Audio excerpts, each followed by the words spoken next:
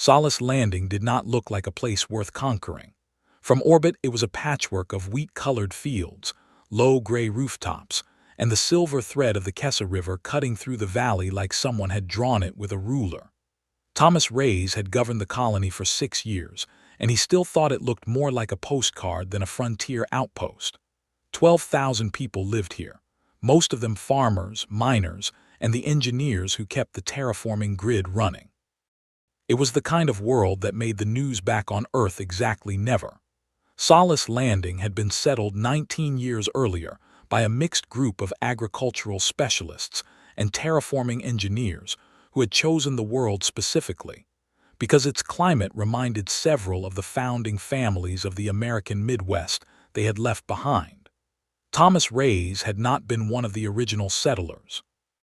He arrived 9 years into the colony's life as a junior administrative officer, fresh out of a Continuum Accord governance program, and by his own private admission, more interested in the paperwork of colonial administration than any grand vision of frontier life. It was Diane Cho, in fact, who had first told him, during his second week on the job, that a good governor was mostly just a person willing to listen carefully and show up when it mattered, and Thomas had spent the 6 years since trying to live up to that fairly modest bar. He had never expected the job to ask more of him than long committee meetings and irrigation disputes. Nobody on Solace Landing had. That changed on a Tuesday morning in early spring, when 3 ships that did not belong to any human registry dropped out of transit space above the planet. Thomas was in his office reviewing irrigation reports when the alert came through. He walked to the window instead of the terminal, some old instinct telling him he needed to see it with his own eyes. The sky over Solace Landing was clear and pale blue, the kind of morning that made a person believe nothing bad could happen. He could not see the ships from the ground, of course, but he could feel the air in the room change anyway, the way a room changes when somebody says a word that cannot be taken back. His comm chimed. Colonel Grace Whitfield's voice came through, calm in the specific way that meant she was working hard to sound calm. "Governor," she said, "we have 3 unidentified vessels in high orbit. They are not responding to standard hails. I need you in the operations center." Thomas set down his coffee and did not pick it back up. The operations center for Solace Landing was a converted grain silo retrofitted years ago when the colony charter required every settlement to keep some form of defensive coordination point, even ones that had never expected to use it. Grace Whitfield stood at the center console, her uniform jacket still buttoned from a morning she had probably started thinking would be routine. She was 51 years old, silver starting to show at her temples, and she had the kind of stillness that came from 25 years of service, most of it spent hoping she would never need any of it. "Talk to me," Thomas said. 3 ships, she said, gesturing at the display. "Configuration doesn't match anything in the Continuum Accord registry, doesn't match anything in the old exploration surveys either. They're big, bigger than anything we've got in system. They arrived without a transit flare, which means their drive technology is ahead of ours by a fair margin. Are they hostile? They haven't fired on anything. They haven't moved much at all. They're just sitting up there. Watching, I'd guess." Thomas exhaled. "Get me a channel. Let's find out what they want before we decide what they are." It took 4 hours for the aliens to respond to the hail, and when they did not send a written message or a request for a diplomatic exchange. They sent a video file, unencrypted, broadcast wide enough that half the colony's civilian receivers picked it up before Grace could restrict the signal. Thomas watched it standing beside her, and neither of them said anything for a long moment after it ended. The recording showed a planet. Whole cities, oceans, what looked like functioning infrastructure, all of it burning. Not in the chaotic way of an accident or a natural disaster, but with the eerie precision of something done on purpose and without hurry.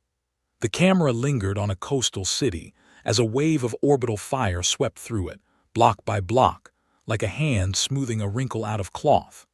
Then the image cut to a single figure, tall, gray-skinned, wrapped in a metallic robe that seemed to shift color as it moved. Its face was not human, but its voice, translated through some system that must have studied human language for longer than Thomas wanted to think about, was almost gentle. "I'm High Marshal Ordon Vash of the Viren Ascendancy," the voice said. "The world you just witnessed refused an offer of peaceful submission. It no longer exists in any meaningful sense. This is not a threat. It is a courtesy so that you understand the nature of your choice. You have 72 of your hours to surrender this colony, its resources, and its population as tribute to the Ascendancy. Resistance will result in the same outcome you have just observed. Compliance will result in continued existence under new and reasonable terms. Choose wisely. You are, by our estimation, the 904th species to receive this offer. Only 6 have refused it." The recording ended. The silo was silent except for the low hum of the ventilation system. "Well," Thomas said finally, his voice steadier than he expected, "that's certainly a Tuesday." Grace did not smile. "Get every department head in this room in 20 minutes, she said, "and get me a line to the Continuum Accord relay station. They need to know this is happening, even if they can't do a single thing about it in time to matter. The relay would take 11 days to reach the nearest Accord fleet base and 11 more for any response to arrive." Everyone in that silo understood, without needing to say it out loud, that whatever happened at Solace Landing over the next 3 days was going to happen without help from anyone else. The department heads arrived in 2s and 3s, dusty from the fields or still in their work coveralls, faces tight with the particular fear of people who had just watched a recording of a city burning. Thomas let Grace run the briefing. She was better at this than he was, better at turning fear into a list of tasks, and right now the colony needed tasks more than it needed comfort. "Here is what we know," she said. "They call themselves the Viren Ascendancy. 900 and some species contacted, 6 refused.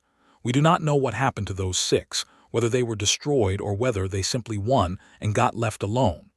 What we do know is that the Ascendancy's whole method depends on that video working. It depends on fear doing their job for them before a single shot gets fired here." A woman near the back, Elena Marsh, who ran the colony's agricultural cooperative, raised her hand. "Colonel," she said, "we're farmers. We have crop dusters and a handful of mining lasers. What exactly are we supposed to do against ships that can level a city from orbit?" Grace nodded like she had expected the question. "That's exactly the point," she said. "They're expecting a farming colony. They're expecting people who have never had to think about defense, because on 900 worlds, that's probably close to true. What they don't know is that the Continuum Accord wrote something into every colonial charter 30 years ago, back when we first found out we weren't alone out here. It's called the Autonomous Response Charter. It means every settlement, no matter how small, has full legal authority to organize its own defense without waiting on Earth or on any central command. No decapitation strike, no cutting off the head and expecting the body to stop moving because there is no single head. Every colony is its own head." Thomas watched the room take that in. It was a strange thing to feel proud of, the bureaucratic decision of some committee decades ago, but he felt it anyway. "That still doesn't give us weapons," Elena said. "No," Grace agreed, "but it gives us permission to make some." That was when Marcus Webb spoke up. He was young, 24, the colony's chief systems engineer, the kind of person who had grown up fixing terraforming equipment because his father had done it before him and his father before that. He had said nothing through the whole meeting, sitting with his tablet in his lap, and when he finally spoke, the room went quiet to listen. "The atmospheric processors," he said. "The big ones out past the North Ridge. They're not just processors. They're kinetic regulators. They fire compressed gas charges into the upper atmosphere to manage storm formation. That's basic terraforming architecture. Every single one of those charges is a controlled explosive discharge aimed straight up. I've run the math before, just out of curiosity, because engineers get bored. If we retooled the targeting systems, even just 3 of the 12 stations, we could turn atmospheric maintenance hardware into a ground-to-orbit weapons platform. It wouldn't touch a warship head-on, but it could hurt something in low orbit and it could definitely hurt landing craft." Grace looked at him for a long moment. "How long would that retooling take?" 40 hours, maybe less if I get help. The targeting math is the hard part. The actual physical retooling is mostly software and some structural reinforcement. You have 48, Grace said. Take whoever you need. Harold HFY had not touched a demolitions kit in 15 years, not since he retired from Continuum Accord Combat Engineering and moved out to Solace Landing to grow tomatoes. Of all things, in a small plot behind a house he had built with his own hands. When Grace first approached him, she had expected some hesitation, some reasonable reluctance from a man who had clearly come out to the frontier specifically to leave that part of his life behind. Instead, he had simply nodded, gone into his shed, and come back out with a toolbox that still, after 15 years, held a full charge kit in perfect working order. I always figured a day like this might come, he told her, setting the toolbox down on her console without ceremony. Didn't expect it to actually happen. Kept the kit anyway. Man plans for the flood even when the sky looks clear, Colonel. That's not paranoia. That's just experience talking. Why tomatoes? Grace asked him, unable to help herself. Harold considered the question with more seriousness than it probably deserved. Because tomatoes don't ask anything of you except patience, he said finally. After 20 years in uniform, patience was about the only thing I had left to give something. Turns out I've still got a little fight in me too when it's called for. Just took the right kind of trouble to bring it back out. Over the next 2 days, Solace Landing transformed in a way that Thomas would later struggle to describe to anyone who had not lived through it. There was no panic, or at least none that showed on the surface. Fear, yes, plenty of it, but it moved through the colony like water finding its level, settling into work instead of chaos. Farmers who had never held anything more dangerous than a pruning tool found themselves learning to operate mining lasers that Marcus and his small crew had rewired for longer range and tighter beam focus. The colony's 4 crop dusting drones, designed to spray pesticide over the wheat fields, were fitted with cameras and comm relays and turned into makeshift scouts. The mining company donated every explosive charge in its inventory, and a retired demolitions engineer named Harold HFY, 73 years old and walking with a cane, came out of retirement to teach a crash course in charge placement to anyone willing to learn. Grace slept maybe 6 hours total across those 2 days. Thomas slept less. He spent most of his time doing the job he was actually good at, which was talking to people, walking the lines where families were reinforcing their homes with sandbags and salvaged metal, sitting with the parents of young children and explaining, as honestly as he could, what was happening and why running was not necessarily safer than staying. Some families did leave, taking transport ships toward the outer system in the hope of hiding among the asteroid belts. Nobody blamed them. Grace made sure every ship that wanted to go got fueled and prioritized without argument, but most people stayed. Thomas asked one farmer, an older woman named Diane Cho who had lived on Solace Landing since before he was governor, why she wasn't leaving. "I buried my husband in that field over there," she said, pointing toward a stretch of wheat near the eastern boundary. "I'm not running from something that thinks it can just take this place because it's got bigger guns." Bigger guns aren't the same thing as being right. Thomas did not have a response to that. He simply nodded and went to the next house.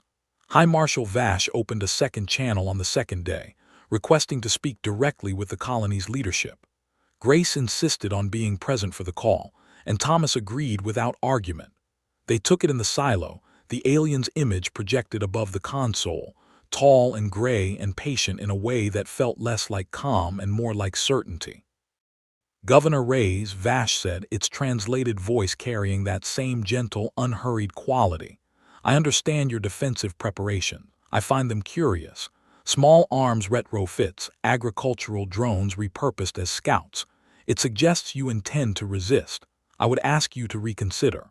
The species that refused us numbered 6 out of 904. All 6 no longer possess functioning civilizations. I do not say this to threaten you. I say it because I would prefer this world remain intact. Tribute worlds that submit peacefully retain their populations, their culture, even a degree of self-governance under ascendancy oversight. It is, by any rational measure, the better outcome. Thomas kept his voice level. "High Marshal," he said, "I appreciate you laying that out plainly. I have a question for you if you don't mind. Ask it. In 904 contacts, has any species ever surprised you? Not in the sense of resisting harder than expected. I mean actually surprised you. Done something you did not anticipate at all." There was a pause before Vash answered, and Thomas thought, though he could not be certain, that something like curiosity moved across that gray, unreadable face. "No," Vash said. "The pattern has held remarkably consistent across 904 contacts. Fear responds to fear in predictable ways, Governor. I do not say that to insult your species. It is simply the nature of surviving creatures faced with overwhelming force." Thomas nodded slowly. "Well," he said, "I appreciate the honesty. You'll have your answer in 70 hours, same as agreed." After the channel closed, Grace looked at him. "That was either very brave or very foolish," she said. "Maybe both," Thomas said. "But I wanted him to remember asking that question. I wanted it in his head when the 72 hours run out." By the final hours before the deadline, Marcus Webb's team had finished retooling 3 of the atmospheric stations, with a 4th partially converted and running on backup power. Grace had organized what amounted to a militia numbering just under 400 volunteers, armed with converted mining tools, agricultural chemical sprayers rebuilt to disperse a corrosive compound Marcus had cooked up from fertilizer stock, and whatever hunting rifles the colony's small population of licensed hunters owned. It was not an army. Grace knew that. Everyone in that silo knew that. But it was something, and something was more than the Viren ascendancy expected to find on a wheat farming colony at the edge of human space. The night before the deadline, Thomas found Grace alone on the roof of the operations silo, looking up at a sky that gave no visible sign of the 3 ships waiting somewhere above it. He climbed up to join her without asking, and for a while neither of them said anything. "Can I ask you something off the record, Colonel?" he said eventually. Grace almost smiled at the formality. "Go ahead, Governor. Do you think this works?" She was quiet long enough that Thomas thought she might not answer at all. "I think it might," she said finally. "I think we've done everything smart people with 3 days and no army could possibly do. Whether that's enough depends on things neither of us controls, how badly that High Marshal wants to save face with his own command, how much this really is the first time in 904 contacts that something like this has happened. I don't know those answers, Thomas. Nobody does yet. That's not exactly comforting." "No," Grace agreed. "But it's honest, and I'd rather give you honest than comfortable. I learned a long time ago that the officers who lie to themselves about the odds are the ones who get their people killed for no good reason. I'm not going to do that to you, or to anyone down there in those fields."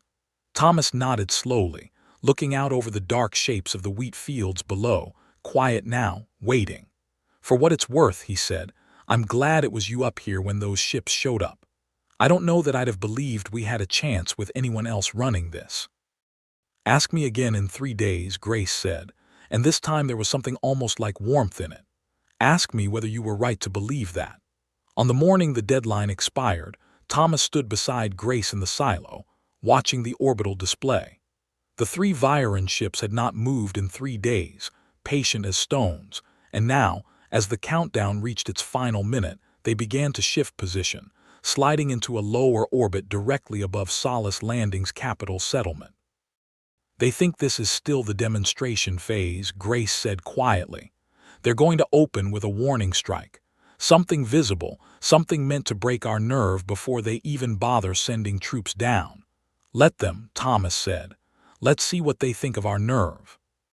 The first shots came 40 seconds after the deadline passed, 3 brilliant lances of orbital fire lancing down toward the open fields north of the capital, close enough to be seen and felt, but Thomas realized with a jolt, deliberately placed to avoid the settlement itself. A warning strike exactly as Grace had predicted. Meant to terrify, not to kill. Meant to make the surrender easy. Marcus's voice came through the comm, tight with adrenaline. "Colonel, all 3 stations report full charge." Targeting locked on the lead ship's underside. That's the thinnest armor reading we've got. Say the word. Grace looked at Thomas for exactly 1 second. He nodded. Fire, she said. The atmospheric stations, built to gentle the sky into rain and calm the storms that once threatened the harvest, sent 3 compressed charges screaming upward instead. And for the first time in 904 contacts, the Viren Ascendancy's lead vessel shuddered under a strike it had never once expected to take. For a moment, on every channel across Solace Landing, there was nothing but stunned silence on both sides of the sky.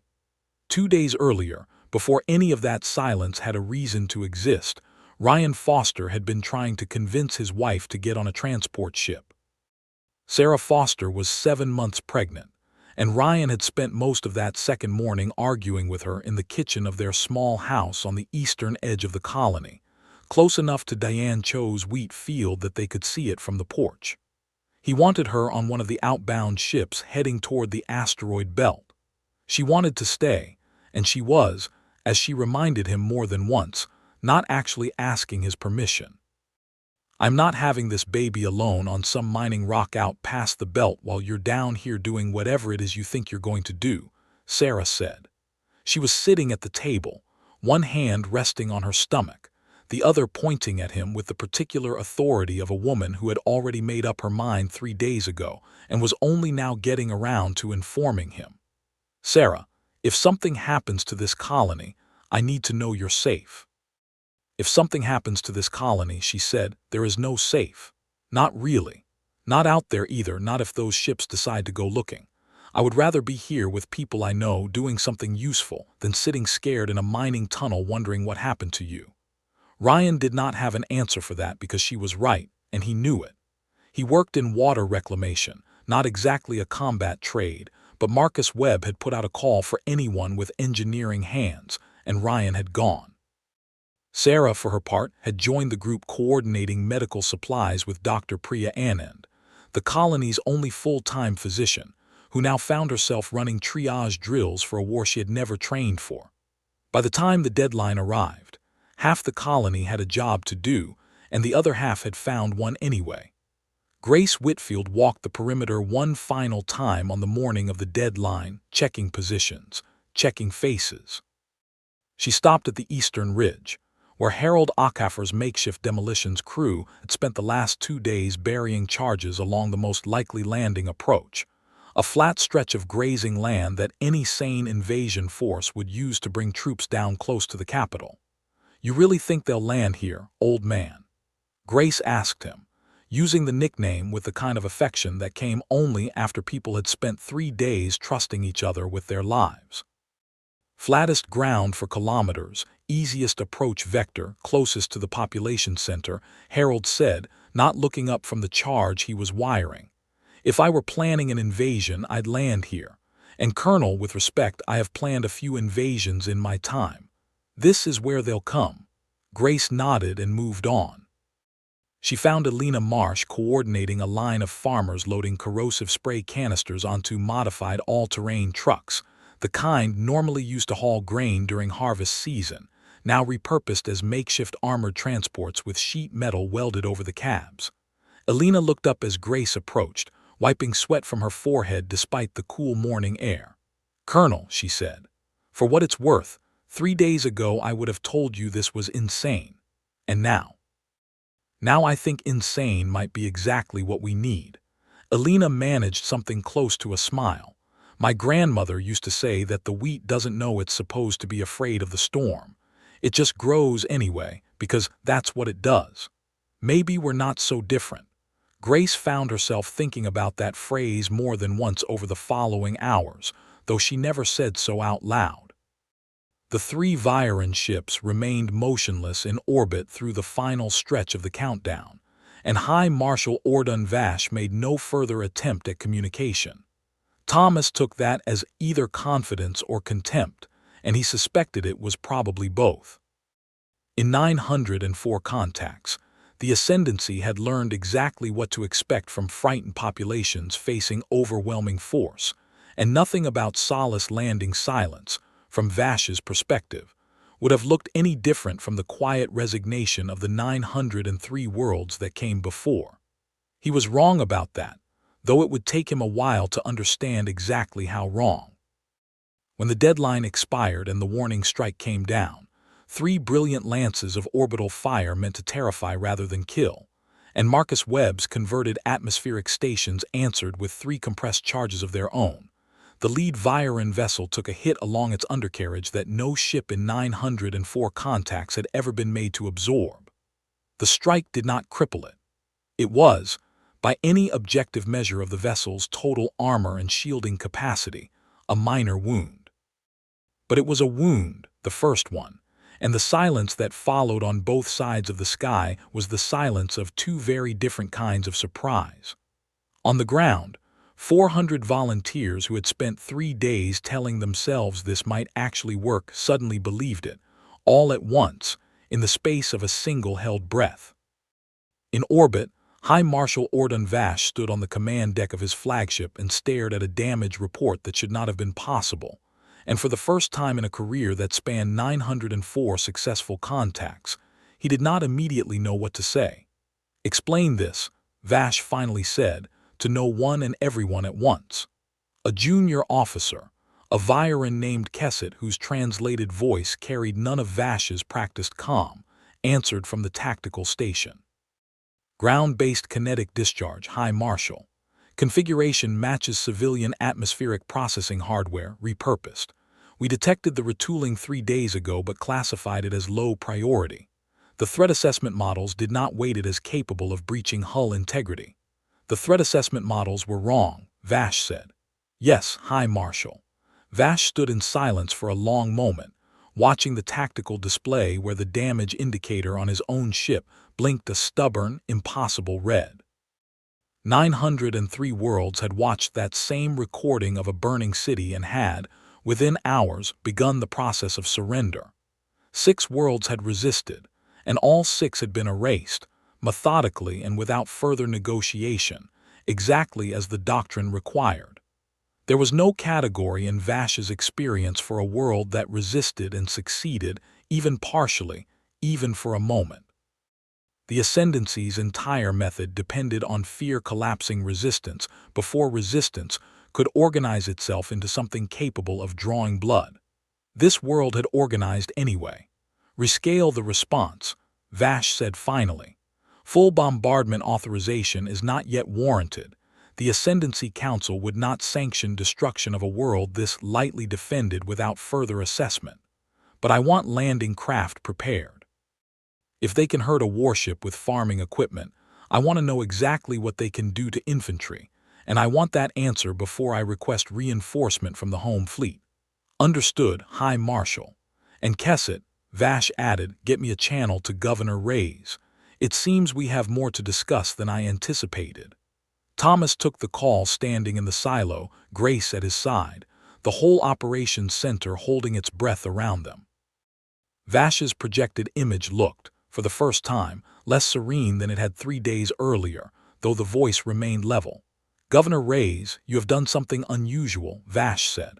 "I confess I am curious how a farming settlement produced a weapon capable of damaging a warship of the Ascendancy fleet."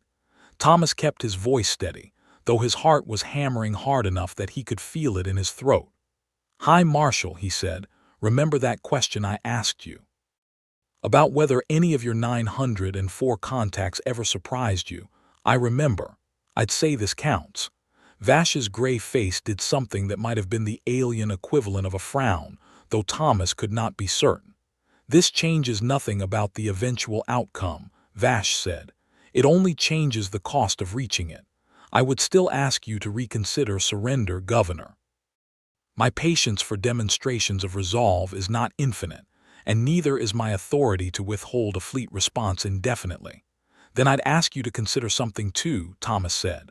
"On Earth, and on every colony world we've settled since, there's a principle written into every charter we've ever drafted. No single point of failure. No one world, no one fleet, no one government office that can be threatened into surrendering the whole. You've spent 904 contacts learning how fear moves through a single, centralized species. We don't work that way. You haven't just picked a fight with Solace Landing, High Marshal. You've picked a fight with every human colony that shares our charter, whether they know it yet or not." Vash was silent for a long moment. "I find that claim difficult to verify and more difficult still to believe," Vash said finally.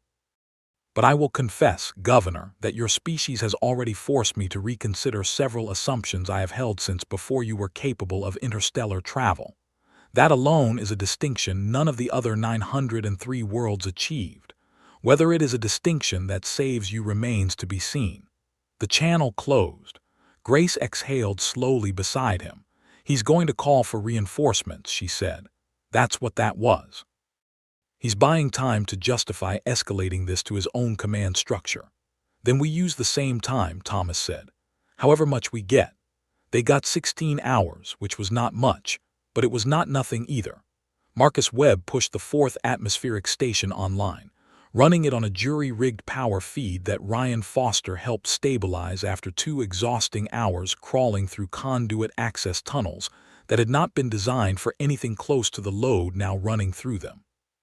Harold Acaffer's demolitions crew finished seeding the eastern approach with every charge the mining company had in inventory, plus a few improvised ones built from processed fertilizer that Elena Marsh's cooperative had been quietly stockpiling since the second day, on Grace's orders, in case exactly this kind of ground assault came. Dr. Annen's medical team, Sarah Foster among them despite Ryan's continued, increasingly half-hearted objections, converted the colony's small clinic and 2 adjoining warehouses into a makeshift field hospital, laying in cots, sterilizing whatever surgical equipment existed, and preparing for a night that none of them wanted to think too hard about. Grace herself spent the 16 hours doing something she had not expected to need to do in this war, which was sleep, because she knew, with the flat certainty of 25 years in uniform, that the coming hours would require every ounce of judgment she had left, and judgment ran thin on empty. She managed 4 hours, curled on a cot in the corner of the operations silo, and woke to Thomas gently shaking her shoulder.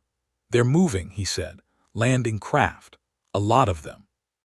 Grace was on her feet before he finished the sentence, already reaching for her jacket, already running through the defense in her head one more time, the way she had run through it 100 times over the last 3 days, looking for the crack that would tell her this was all about to fall apart. On the orbital display, 3 Viren landing craft, sleek and dark against the pale curve of the planet, broke atmosphere and began their descent toward the eastern ridge, exactly where Harold Acaffer had said they would come. Grace keyed the colony-wide comm channel, her voice carrying out across every home, every field, every hastily fortified position where 400 farmers and engineers and shopkeepers waited with weapons they had built out of desperation and stubbornness in the space of 3 days. "This is Colonel Whitfield," she said. "They're coming down on the eastern approach, just like we planned for. I know most of you never signed up for this. I know 3 days ago most of you had never held anything more dangerous than a harvesting tool. But I have watched this colony turn a farming grid into a weapon capable of wounding a warship, and I have watched every single one of you show up for each other without being asked twice. Whatever happens in the next few hours, I want you to remember that the High Marshal up there has spent 904 contacts learning exactly how fear behaves. He has never once had to learn how we behave. Let's teach him." Across Solace Landing, in trenches dug along wheat fields, behind sandbagged windows, inside the cabs of makeshift armored trucks, people who 3 days earlier had been farmers and engineers and shopkeepers checked their weapons one final time and waited for the sky above the eastern ridge to fill with landing craft. The Viren troops that dropped from those craft were tall, nearly 7 feet, moving with an armored certainty that came from beings who had done this on 903 other worlds, and expected this one to go exactly the same way. They came down in 3 neat columns, spreading out across the flat grazing land with the calm efficiency of soldiers who had never once needed to hurry. Harold Acaffer waited until the second column passed the marker stone he had chosen 2 days earlier, an old fence post that Diane Cho's grandfather had planted a century ago, and then he pressed the detonator. The ground came up under the Viren columns in a long, rolling line of fire, and the calm efficiency broke apart in an instant. Grace watched the feed from one of the converted crop-dusting drones, her jaw tight, and did not allow herself to feel relief yet, because relief this early in a fight was how good soldiers got killed. "Second wave," she said into the comm. "Elena, bring the trucks up on the north flank, keep moving. Do not let them regroup a firing line." "Copy that, Colonel," Elena's voice came back, steadier than Grace had any right to expect from a woman who had been running a farming cooperative 4 days ago. The battle that followed was not clean, and it was not easy, and Grace would spend a long time afterward thinking about the names of the people who did not walk away from that field. But it was, in the plainest terms available, a battle the Viren ascendancy was losing. The corrosive spray canisters that Elena's cooperative had built ate through the joints of Viren armor in ways the invaders' own combat data had never accounted for, because no world in 904 contacts had ever bothered fighting back with modified fertilizer sprayers. The mining lasers, retooled by Marcus Webb's exhausted engineering crew, cut through cover the Viren soldiers had assumed would hold. And the fourth atmospheric station, the one Ryan Foster had helped bring online through a night of crawling through conduit tunnels, fired one final compressed charge directly into the second wave of landing craft as they attempted to retreat back to orbit, and did not miss. By the time the fighting on the ground quieted, less than a third of the initial Viren landing force remained standing, and those survivors were being rounded up by farmers with hunting rifles who had never expected, 3 days ago, that this was a sentence they would ever say out loud. In orbit, High Marshal Ordon Vash watched the feed from his flagship in a silence that had gone past anger and into something colder and more careful. 903 worlds. 6 refusals, all erased without a single successful counterstrike worth recording in the Ascendancy's long and thorough archives. And now this, a farming colony of perhaps 12,000 souls, having not only survived first contact with the Ascendancy's opening gambit, but having broken an entire landing force in the space of a single afternoon. "Kesset," Vash said, his voice tight in a way the junior officer had never heard from him before. "Compose a full report to the home fleet. I want reinforcement authorization, full invasion strength, and I want it processed as an emergency priority." "High Marshal," Kesset said carefully, "that scale of request has not been made in over 60 years, not since the Threll uprising." "Then it is time we made it again," Vash said, still watching the wreckage of his landing force burn on the tactical display. "This world does not surrender. I understand that now, so we will stop asking." On the ground, Grace Whitfield stood at the edge of the smoking eastern field, Thomas beside her, both of them looking at what 4 days of desperate improvisation had bought them. It was not victory. Grace knew better than anyone in that field that a broken landing force was not the same thing as a defeated fleet, and that somewhere above them, a High Marshal who had just lost his first battle in 904 contacts was almost certainly requesting exactly the kind of overwhelming response that Solace landing on its own could never survive. "We won today," Thomas said quietly, watching the last of the smoke drift across the wheat. "We survived today," Grace corrected him, her eyes still on the sky. "There's a difference, and I think we're about to find out exactly how big it is." Above them, though neither of them could see it yet, High Marshal Vash's transmission was already racing across the dark toward the heart of Ascendancy space, carrying a request that would bring the full weight of an empire down on a wheat farming colony that had made the mistake, in the eyes of 904 worlds before it, of refusing to be afraid. 3 days after the Battle of the Eastern Ridge, a supply hauler named the Kestrel Dawn dropped out of transit space at the edge of the Solace landing system, and its captain, a broad-shouldered man named Victor Ibarra, did something that was not in any official Continuum Accord playbook. He heard the emergency broadcast that Grace Whitfield's communications team had been sending on every open frequency since the ground battle ended, a plain, unembellished account of what had happened, and what was almost certainly coming next. And instead of turning around and running for the nearest safe port, he opened a channel to every independent captain and small colony militia within 2 days of his position and told them what he had heard. Victor Ibarra was not a soldier. He hauled grain and machine parts between 6 colonies for a living, and the Kestrel Dawn carried exactly one defensive weapon, a point defense turret meant for clearing debris out of shipping lanes. But he had grown up on a colony charter that taught every child the same principle Grace had explained to her department heads 4 days earlier, the one written into every settlement's founding documents since humanity first learned it was not alone in the dark. No single point of failure. No one world left to stand alone simply because it happened to be the one that got found first.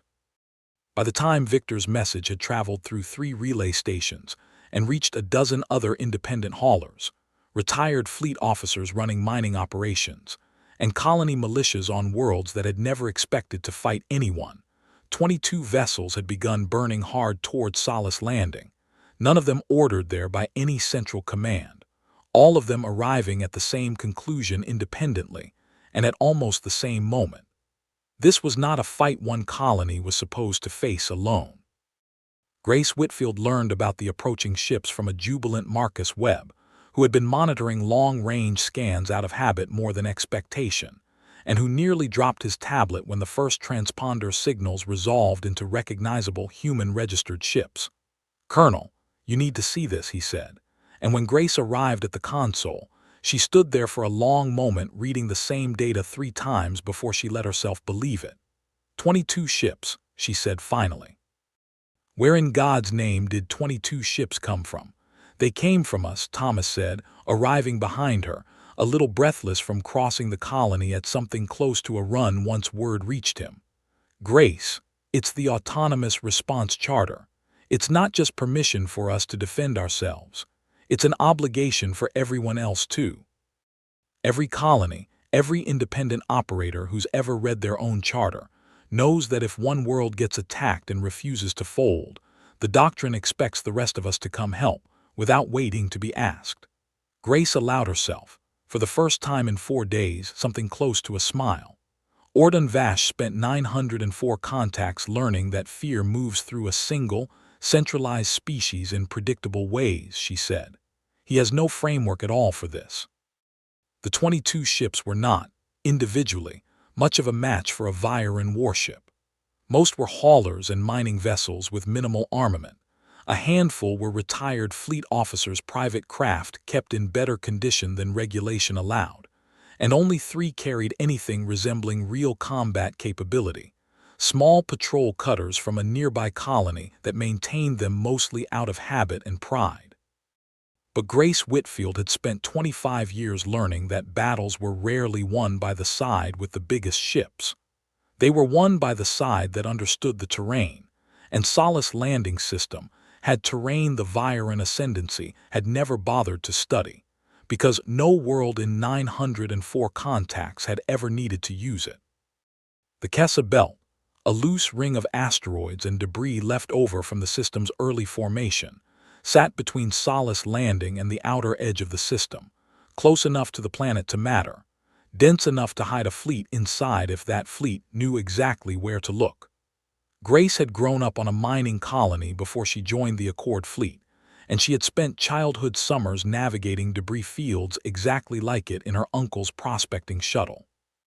She spent 1 full day walking Victor Ibarra and the other arriving captains through a plan that depended entirely on the Viren home fleet, doing exactly what 904 contacts had taught them to do, which was approach a defeated world with the calm, unhurried confidence of an empire that had never lost. "They think this ends with orbital bombardment and a mop-up operation," Grace told the assembled captains. Her voice carried over a hastily rigged comm relay to every ship in the growing, improvised fleet. "They are not wrong to think that, based on everything they have seen from every other world they have ever conquered. Our job is to make sure they are wrong about us specifically, and to make sure they do not realize it until it is far too late to matter."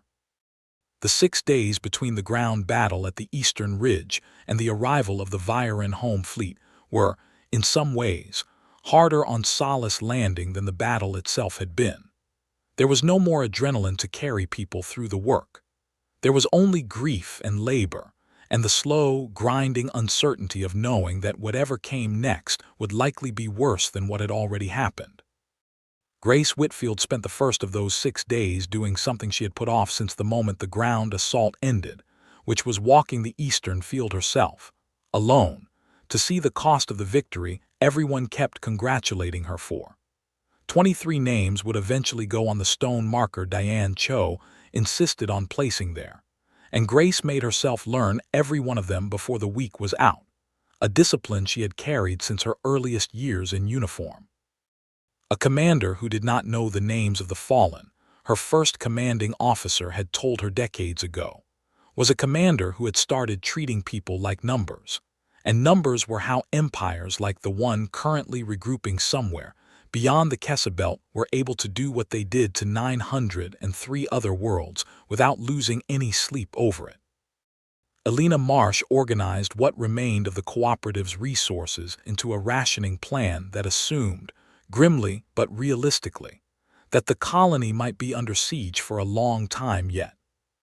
Harold Acaffer, exhausted in a way that 73 years and one battle could produce all at once, nonetheless spent 2 full days retraining a second wave of volunteers on charge placement, because, as he put it to Thomas over a cup of the colony's increasingly rationed coffee, one good ambush does not win a war, it only proves the enemy can be surprised, and an enemy that has been surprised once starts looking harder the second time. Marcus Webb barely slept at all. He had pulled every scrap of damaged telemetry from the ground battle and the earlier orbital strike, cross-referencing hull breach points, shield failure patterns, anything that might tell him exactly where Viren engineering was weakest. And by the 3rd day, he had produced a targeting profile detailed enough that Grace, reading it over his shoulder in the operations silo at 2 in the morning, told him flatly that he had probably just done more damage to the Viren ascendancy with a tablet and no sleep than most fleet intelligence divisions managed in a decade. It was on the 4th day that Victor Ibarra's fleet began arriving in earnest, ships dropping out of transit in 2s and 3s over the following 48 hours, until 22 vessels sat scattered across the outer system, none of them large, none of them individually a match for what was coming, but all of them there anyway. Grace met with the arriving captains in person where she could, overcome where she could not, and found in nearly every conversation the same plain, unglamorous explanation for why they had come. A retired fleet lieutenant named Owen Castellan, running an asteroid mining operation 2 systems over for the last decade, put it about as simply as anyone did. I read the charter when I signed my colony papers 20 years ago, same as everybody does and nobody remembers, Owen told her, standing in the cramped cargo hold of his converted mining vessel while Grace inspected what passed for his weapons systems. Didn't think much of it at the time. Just seemed like the kind of thing lawyers put in documents to make people feel better. Then I heard what happened here, and I realized I actually believed every word of it. Funny how that works. By the 5th day, the plan Grace had been refining since the moment the 22 ships began arriving was as complete as it was ever going to get. A strategy built around the Kessa Belt's dense debris field. The fleet's need to hide until the precise moment the Viren formation overextended itself, and a great deal of faith that Marcus Webb's targeting data was as accurate as it looked on paper. Nobody in that operations silo pretended it was a sure thing. Grace had commanded long enough to know that no plan survived first contact fully intact. But it was, as Elena Marsh had said 11 days earlier about the whole defense of Solace Landing, insane in exactly the way that this particular fight seemed to require.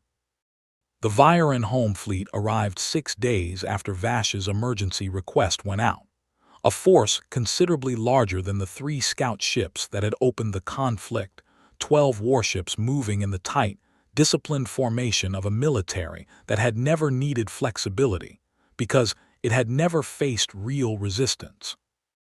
High Marshal Vash himself remained aboard his original flagship, still carrying the scars of the strike that had started all of this, determined to personally oversee the correction of an error that had, by now, become deeply uncomfortable for him to explain to the Ascendancy Council. Full orbital bombardment, Vash ordered as the fleet settled into position above Solace Landing. No further landing attempts. No further negotiation. This world has demonstrated a capacity for resistance that exceeds acceptable risk tolerance. We eliminate the threat directly, and we report the correction to the Council as resolved. High Marshal, Kesset said carefully, long-range scans are showing unusual debris movement inside the system's asteroid belt. Possibly natural, possibly not. Run a full sweep before committing to bombardment, Vash said. I have already underestimated this world once. I do not intend to do so twice.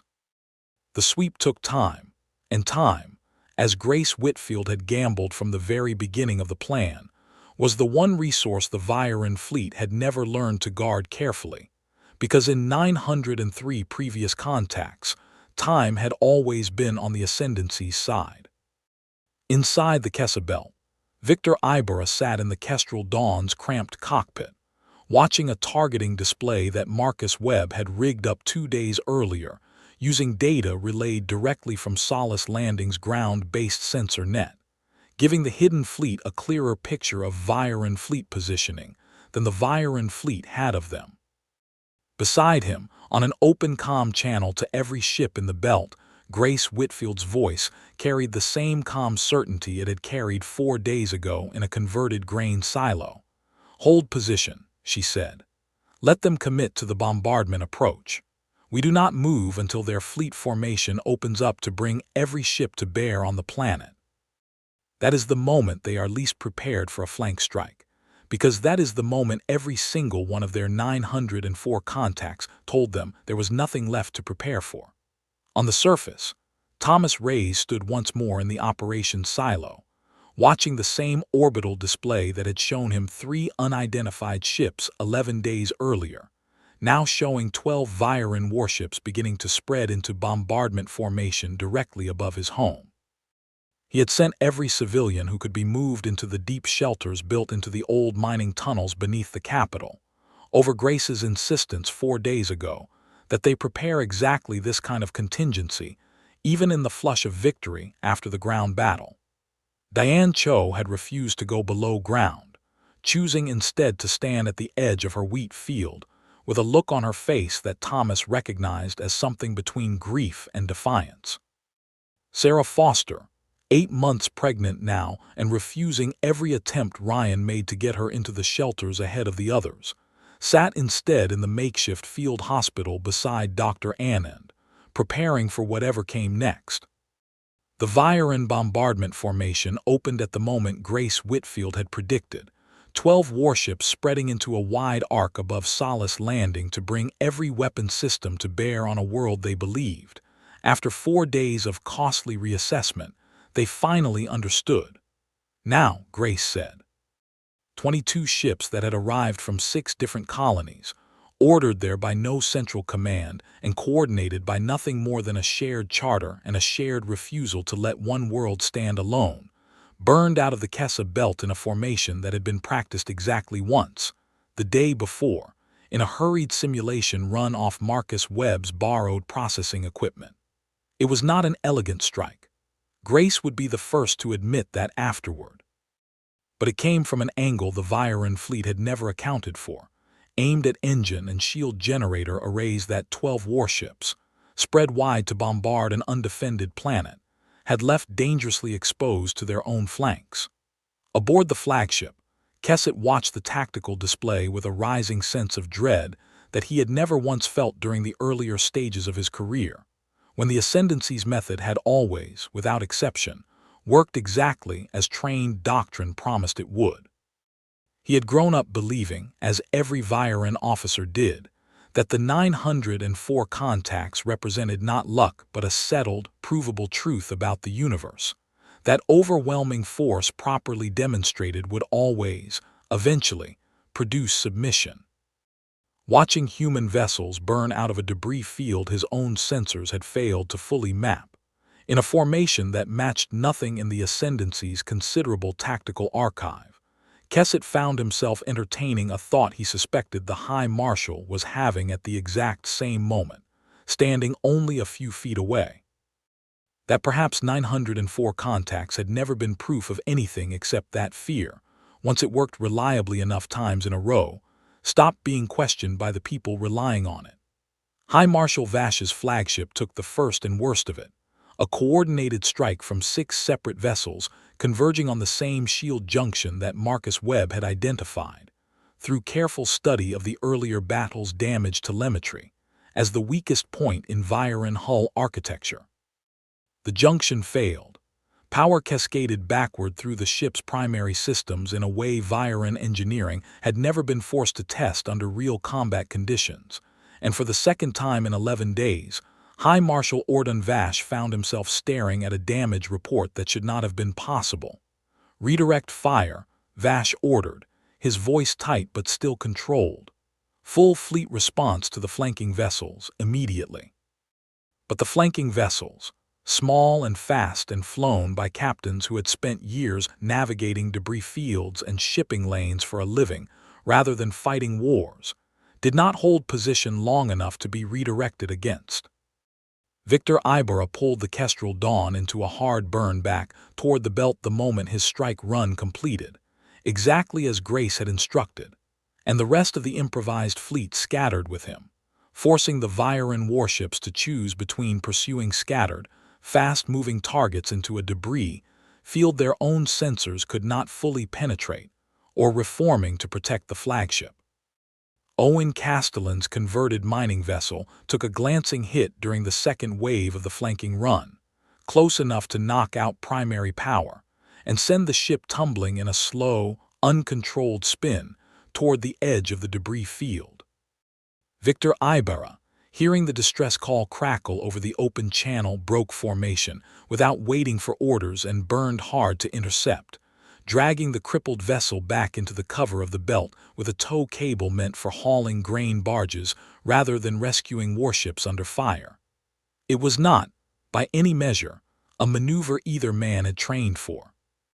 It worked anyway, and Owen Castellan would later say that he owed his life to a grain hauler's towing rig, and a captain who had never once considered leaving him behind, which was, he added, probably the single most human thing that had happened to him in 20 years of living among the stars.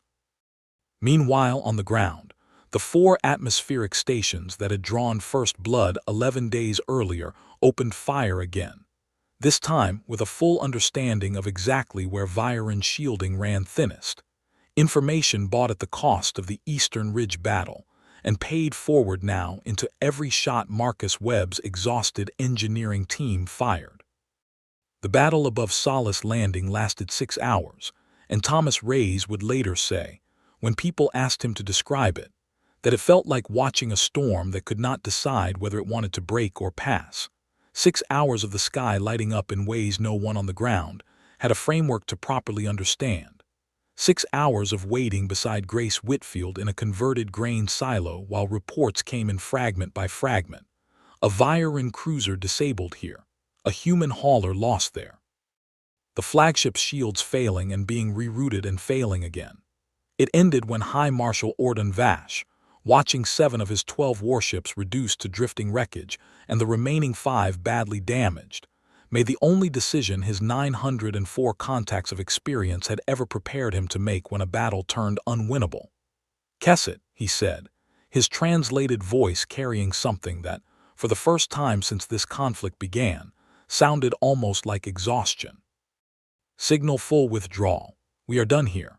High Marshal Kesset said, and Thomas, listening in on a channel Marcus Webb had managed to intercept and was frantically trying to keep stable, thought the junior officer sounded almost relieved. "What do we report to the council?" "We report the truth," Vash said, "that the 905th contact refused and that unlike the 6 before it, this one did not simply resist. It won."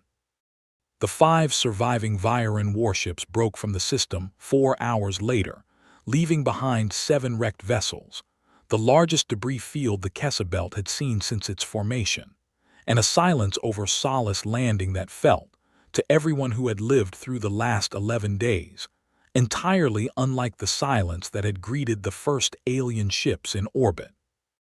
What followed in the weeks after the battle was not a single dramatic event, but a slow, spreading consequence that took most of a year to fully unfold, and that Thomas Reyes would only piece together afterward from reports carried in by Continuum Accord ships finally arriving to make contact. Far too late to have helped, but not too late to record what happened next.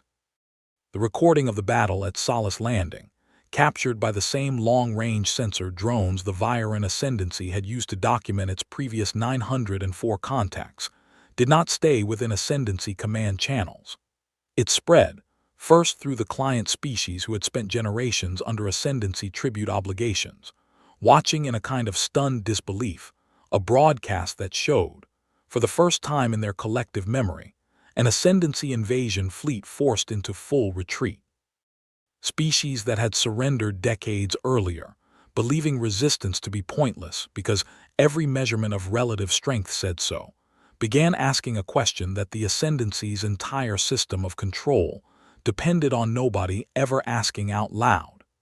If humans could do this with farming equipment and a handful of independent haulers, what exactly had every other tribute world been afraid of?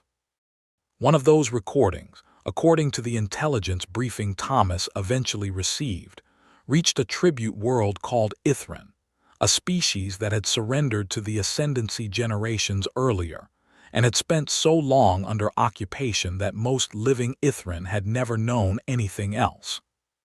A local administrator, watching the footage of Solace Landing's atmospheric stations firing on the Viren flagship, reportedly stood up in the middle of a routine tribute assembly and asked, in front of an Ascendancy overseer, why the Ithran people had never once been told that resistance was even possible.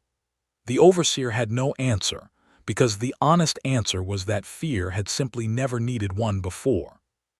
Within 3 months, Ithran had joined the first wave of open rebellion, and Thomas would later think, whenever he heard that particular detail repeated, that it was strange and humbling to know that a wheat field on the far edge of human space had somehow ended up connected to the freedom of a species humanity had never even met. Back on Earth, the Continuum Accord Senate held an emergency session the moment the first full reports of the battle reached the homeworld, and the debate that followed, according to the transcripts Thomas eventually read, was not entirely the celebration one might have expected. Several senators argued that the Autonomous Response Charter, which had just proven itself capable of rallying 22 independent vessels to the defense of a single colony without any central authorization, represented exactly the kind of unregulated risk that a growing interstellar civilization could not afford to encourage further. A galaxy full of independent captains deciding for themselves when and how to fight wars, one senator was recorded saying, was not a strength to be celebrated, but a liability waiting to spiral out of anyone's control. It was, in the end, a quieter argument that carried the day, offered by an older senator named Miriam Ose, who had helped draft the original charter 3 decades earlier, and had spent most of her career defending it against exactly this kind of periodic reconsideration. She reminded the Senate, according to the transcript, that the charter had never been designed to produce obedience, because obedience was precisely the vulnerability an empire like the Viren Ascendancy knew how to exploit. It had been designed to produce exactly what it had just produced at Solace Landing, ordinary people making their own choice to stand together without waiting to be told it was permitted. The Senate voted, by a narrow but decisive margin, not only to preserve the charter but to formally commend every colony and independent vessel that had answered the call, a decision that Thomas found, reading about it nearly a year after the fact, oddly moving in a way the battle itself, lived through in real time and mostly through fear, had never quite allowed him to feel. The Continuum Accord fleet finally arrived at Solace Landing 19 days after the battle in the Kessa Belt ended. A full squadron under the command of an admiral named Patricia Holloway, who spent her first hour on the ground apologizing to Grace Whitfield in a way that Grace found almost harder to sit through than the battle itself had been. "We should have been here in 11 days, Holloway said, standing in the same converted grain silo where this entire war had been planned, run, and won without a single Accord ship ever firing a shot. Instead, we spent most of that time arguing in committee about jurisdiction and verification protocols, and by the time we actually launched, the fight was already over. I am sorry, Colonel. You should never have had to do this alone." "We weren't alone," Grace said, and found that she meant it more than the polite response usually implied. 22 ships came from 6 colonies that had never met us, because the charter says that's what we do for each other. That's not nothing, Admiral. That might be the whole point. Holloway's report back to Accord Command, once filed, became the basis for the intelligence briefing that reached Thomas Ray's nearly a year later, and it was through that same slow chain of official reports and unofficial rumor, carried colony to colony by traders and haulers who had heard the story from someone who had heard it from someone else, that the full scope of what happened after the battle became clear. The Viren ascendancy did not survive that question intact. Thomas learned, nearly a year later, from a Continuum Accord intelligence briefing delivered almost apologetically by an officer who kept saying the fleet response should have arrived sooner, that within 4 months of the battle, 3 client species had begun open rebellion against ascendancy oversight, emboldened by a recording that proved the Empire's central weapon, fear itself, was not actually invincible. The ruling martial caste that had governed the ascendancy for longer than human civilization had existed collapsed within the year, not from any single military defeat, but from the much slower and more thorough process of an empire discovering that the fear holding it together had quietly stopped working the moment enough people saw it fail even once. The Ascendancy Council, according to the briefing, spent its final months in a series of increasingly desperate attempts to reassert control, dispatching what remained of its fleet to put down rebellions on a dozen worlds at once, stretching an already damaged military far past what it could sustain. Every additional deployment only fed the same narrative that had started at Solace Landing, and could not, it seemed, be stopped once it began. An empire that needed every world to believe resistance was hopeless could not survive the plain, repeated, undeniable evidence that it was not. High Marshal Ordon Vash, according to the same briefing, resigned his commission rather than face a council that wanted someone to blame for the 905th contact, and simply disappeared from ascendancy records entirely, an ending Thomas found he could not bring himself to feel much satisfaction about, given everything else that had happened.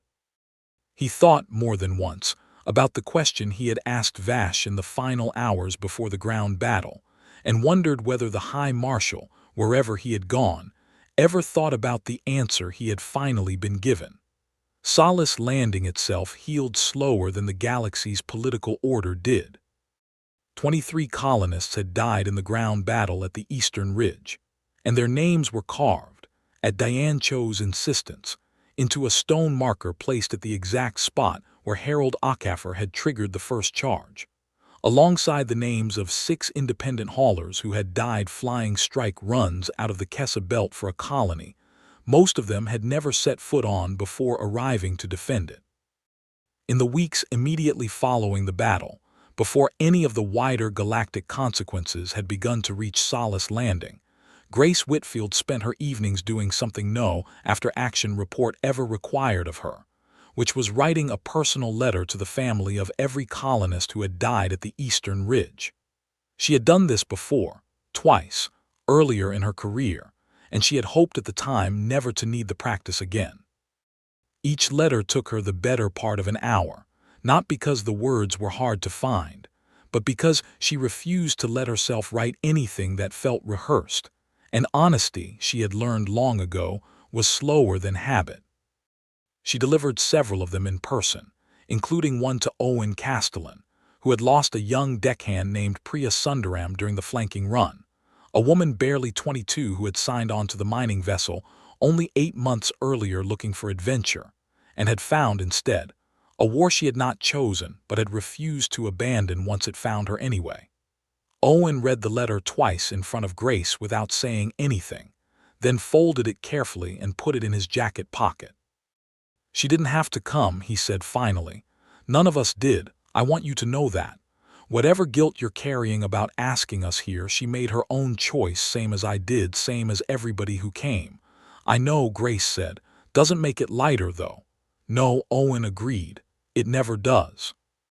Sarah Foster gave birth 3 weeks after the battle ended, a healthy daughter she and Ryan named Grace, a decision that made Colonel Whitfield, standing awkwardly at the hospital bedside in a moment far more uncomfortable for her than any battle had been, blink hard several times before managing to say thank you.